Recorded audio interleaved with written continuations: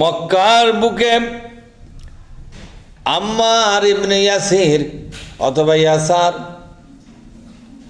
ইয়াসারকে গ্রেপ্তার করা হলো। আবু জেহেলের সেনাবাহিনী তাকে গ্রেপ্তার করল। ইয়াসারের স্ত্রী আম্মারের মা সুমায়াকে গ্রেপ্তার করা হলো। আম্মারকেও গ্রেপ্তার করা হলো। তাহলে কয়জন হলো গ্রেপ্তার? 3 জন, বাবা মা এবং ছেলে। চরম নির্যাতনের মাধ্যমে ইয়াসিরকে হত্যা করা হলো। আম্মারের মা সুমায়াকে হত্যা করে দেওয়া হলো। আম্মারকে বলা হলো, তোমাকেও আমরা মেরে ফেলে দিব যদি তুমি মুহাম্মাদের বিরুদ্ধে আমাদেরকে কিছু বলো, মুহাম্মাদের দল সম্পর্কে যদি বদনাম করতে পারো, মুহাম্মাদকে গালিগালাজ যদি করতে পারো, আমরা তোমাকে ছেড়ে দেব। হযরতে আম্মার ওরা যা যা বলেছে, একদিকে পড়ে আছে তার বাবার লাশ, আর একদিকে পড়ে আছে খণ্ড বিখণ্ড তার মায়ের লাশ। লাশগুলো খণ্ড বিখণ্ড হয়ে গেছে। এই দৃশ্য দেখার পরে এত বেশি ভয় পেয়ে গেল, কাফের বেঈমানরা যা বলতে বলেছে তাই বলল। তাকে ছেড়ে দেওয়া হলো। কাঁদতে কাঁদতে বিশ্বনবীর দরবারে এসে হাজির হয়ে গেল। সুবহানাল্লাহ। তিনি বললেন, ওগো নবীজি, আমি তো শেষ হয়ে গেলাম। হুজুর বললেন, কি শেষ হয়ে গেল বলো? তিনি বললেন, আমাকে গ্রেপ্তার করা হয়েছিল। বলে, আমি জানি। নবী বললেন, হ্যাঁ আমি জানি। আব্বুকে হত্যা করা হলো আমার চোখের সামনে দিনের বেলা। নবী বললেন, হ্যাঁ আমি জানি।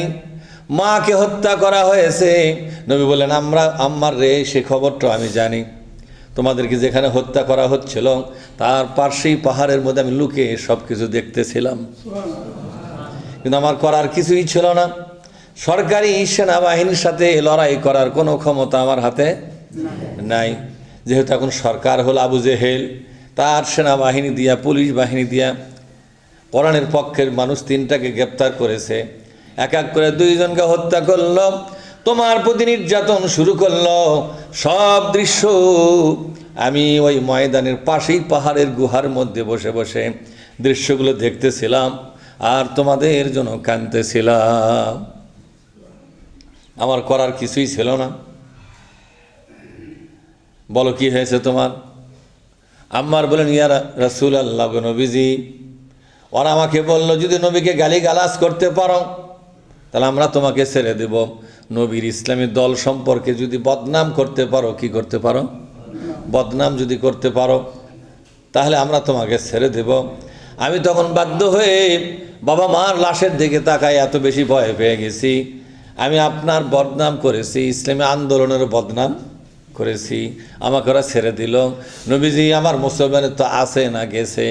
নবী বললেন, যখন তুমি আমার বিরুদ্ধে বদনাম করো আর ইসলামী আন্দোলনকে বদনাম করেছো, সেই সময় তোমার কলিজা ভরা কি ঈমান ছিল কি ছিল না?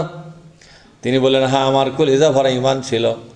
হুজুর বললেন, ওই সময় আমাকে যে বদনাম করতেছিলে, এটা কি তোমার মনের ইচ্ছাই না ওদের চাপে পড়ে? বললেন, হুজুর, আপনাকে বদনাম করতাম এরা শুধু আমার কণ্ঠে, কিন্তু আমার কলিজায় আপনার মর্যাদা আগে যা ছিল এখনও তাই আছে। নবী বললেন, আল্লাহ তোমাকে মাফ করে দিবে। ভবিষ্যতে যদি এরকম জালেমরা তোমাদেরকে গ্রেপ্তার করে আর এরকম বদনাম করতে বলে, বদনাম করে হলেও তাদের হাত থেকে খুলে আসো। সুবহানাল্লাহ বলবেন না?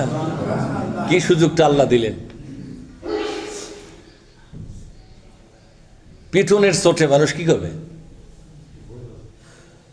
তাই না?